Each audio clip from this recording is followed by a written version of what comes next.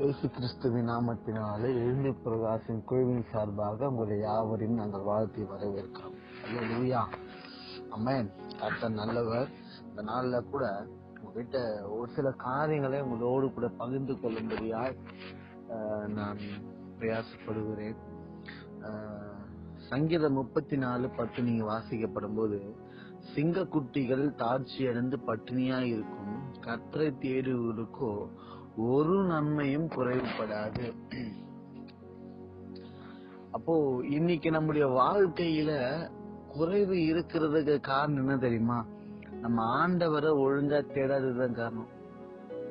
ஊழியக்காரனா இருந்தாலும் சரி, விசுவாசியா இருந்தாலும் சரி, ஜெபம், வேத தியானம், துதி ஆராதனை, இது மூன்றும் இல்லைன்னா கண்டிப்பா உங்களுக்கு குறைவு இருந்துட்டே தான் இருக்கு.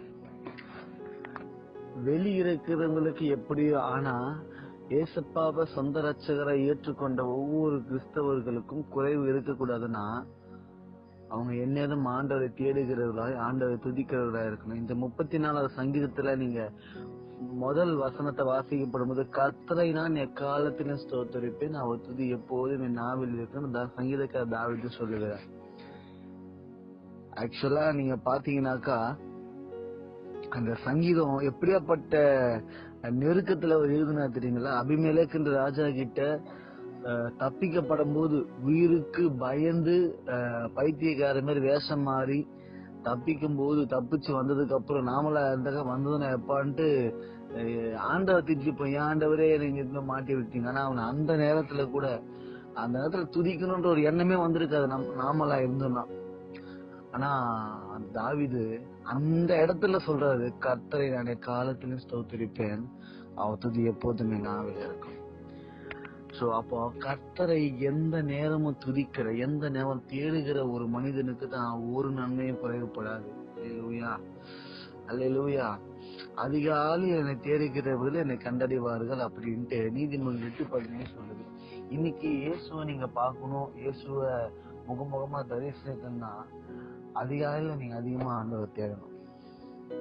நீங்க நிறைய பேர் இன்னைக்கு காலையில தான் நல்ல இன்பமான நித்திரை வந்து ஆண்டவரை தேடாம காலையில எழுந்து, இதுலயும் ரொம்ப சுவாரஸ்யமான விஷயம்னா, காலையில எழுந்து சில பேர் வாட்ஸ்அப்ல ஸ்டேட்டஸ் எல்லாம் போட்டு தூங்கிடுவாங்க, ஆனா எழுப்பின தேவனை மறந்துடுவாங்க.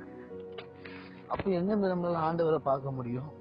எங்க நானுடைய பிரசன்னத்தை உணர முடியும்? புதிய கிருபை தினந்தோறும் காலைதோறும் கிருபை புதிதா இருக்குதா? ஒவ்வொரு நாளும் நீங்க ஒரு சொத்தை நீங்க இழக்கிறீங்க. நீங்க காலையில இழக்கிற அந்த கிருபை பின்னாட்கள் நீங்க எவ்வளவு சொத்து கொடுத்தாலும் உங்களுக்கு அந்த கிருபை கிடைக்கிறது ரொம்ப கஷ்டம்.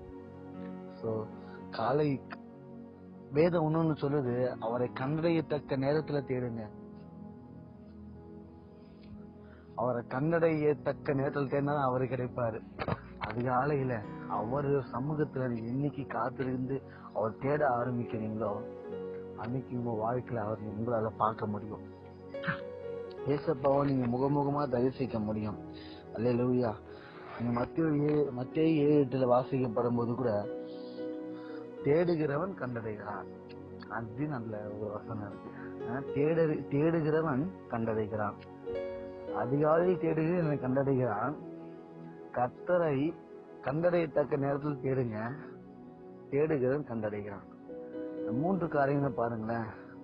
நீங்க தேடுனா உங்க வாழ்க்கையில் இருக்கிற குறை கண்டிப்பா நீங்க யோவான் 16:24 வாசிக்கப்படும் போது இயேசு கிறிஸ்து சொல்லுகிறார், நாமத்தினால நீங்க இது வரைக்கும் எதுவுமே கேட்கல, கேளுங்க, உங்க சந்தோஷம் நிறைவா இருக்கும்படி நான் உங்களுக்கு தருகிறேன்.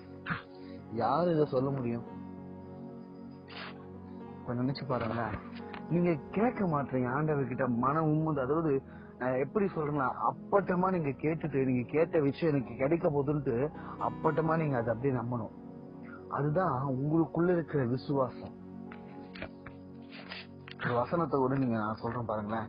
எபிரேயர் 11:6 இருக்கு, தம்மை தேடுகிறவர்களுக்கு பலன் அளிக்கிறவர் என்றும் விசுவாசிக்க வேண்டும். இதுல உங்க விசுவாசத்தையும் நான் மென்ஷன் பண்றேன். நான் அவரை தேடினா கண்டிப்பா அவர் எனக்கு பலன் கொடுப்பாருன்றத நீங்க முதல்ல விசுவாசிக்கணும். இங்க ஜோம் பண்ணிட்டு எந்த காயத்துக்காக ஜோம் பண்ணீங்களோ அந்த காயத்துக்காக மனுஷன் கிட்ட போனீங்கன்னு வச்சுங்களேன், அங்கேயும் உங்க விசுவாசம் செத்து போச்சு. சோ அதனால ஒவ்வொரு நாளும் காலையிலயும் சரி, எந்த நிமிஷமும் 34:1 சொன்னது போல, சங்கீதம் 34:1 சொன்னது போல, கர்த்தரை காலத்துல சோத்திருப்பார். எந்த நேரத்துல ஆண்டவர் தேட ஆரம்பிங்க, உங்க வாழ்க்கையில குறைவுன்றது இருக்காது. நீங்க மற்றவங்களுக்கு நிறைவாக கொடுக்கிற அளவுக்கு கர்த்தர் உங்களை ஆஸ்வதிப்பார். கர்த்தர் தாமே இந்த வார்த்தையை ஆஸ்வதிப்பாராக.